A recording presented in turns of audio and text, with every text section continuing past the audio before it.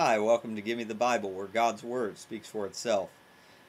In our last video, we talked about the position of an elder in a congregation, and we want to just continue that discussion of qualifications for elders, because really I kind of got cut off there at the end with the timing. I'm not sure if you probably noticed this already, but I try to keep my videos to 5.5 minutes at the most. Okay, if I'm running short and I've got 5 minutes and 20 seconds on the timer and only 10 seconds left, sometimes I gotta hurry through, so I apologize for that in the last video. I'll try to be better about that in the future.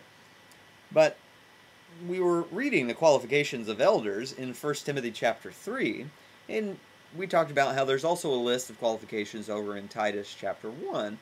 And I guess I just want to emphasize that there's a lot of wisdom in these qualifications that the Lord has given to us. All right, one, it helps us to know who to appoint, but two, it helps us to be comfortable with the one that we appoint. You know, it's very difficult. If you're going to appoint a spiritual leader of a congregation, a group of spiritual leaders, okay, in the eldership, it's very important that the congregation trusts them and that the congregation is willing to work with them under their lead, under their authority that the Lord has given them. And if they don't trust them, they're probably not going to lead at all. Or if they don't respect them, then really it's going to be difficult for that elder to lead. It's going to be difficult for the congregation to follow. And so God in His wisdom has given us these qualifications that just make so much sense. That he needs to be a faithful man. He's the husband of one wife. Okay, he's not just gone and cheated on his wives in the past, and he's on his 5th marriage, which, listen, it might not be horrible if, like, you know, those wives had died or something like that and he was on his 5th marriage. That would be perfectly fine. That would be perfectly natural. Okay, but this is talking about his fidelity, his faithfulness to his spouse. Because if he's not faithful to his wife, how in the world is he going to be faithful in serving the brethren? And not only that, but he needs to be free from the love of money. Okay, not somebody who's just out for greedy gain. He needs to be one who manages his own children, his own household well.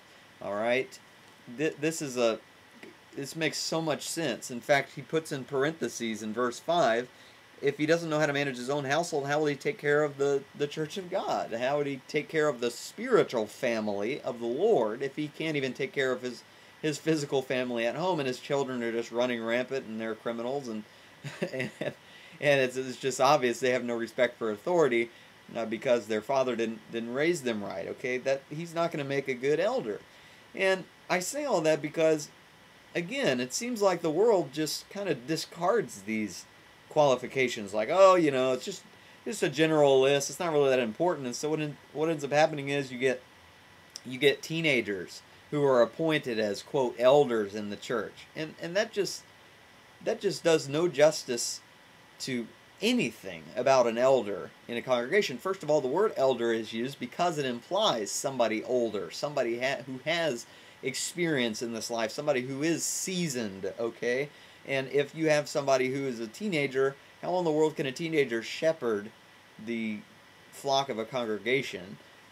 And most of the time what happens is that teenager's not even married, okay, and doesn't even have children, so he's not even proven himself able to raise children. So these things are very important because, listen, people get me confused and they call me Pastor Brian. You hear that a lot, the term pastor, which is also, again, the term elder or overseer or bishop is used in our society to talk about preachers.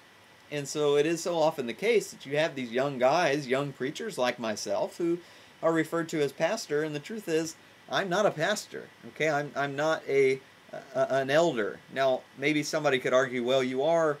Well, I am pastoring the flock in the sense that I'm trying to lead the flock in a certain direction. Okay, maybe you could use that play off of the word, but that's not what the Bible is talking about when it's talking about the official office of a pastor. Okay, that's just not what the Bible's saying. So I hope those things are clear, and really I just want to get across to you the importance of making sure that your elders at your congregation where you worship meet these qualifications. Because if they don't need to be an elder, because they're not fitting God's qualifications. And that's very, very important, okay, if you want a strong eldership. And we're going to talk in future videos about the work of elders and what they're meant to be doing in the church. I hope that's clear. Thank you for your interest in spiritual things, and Lord willing, I'll see you next time.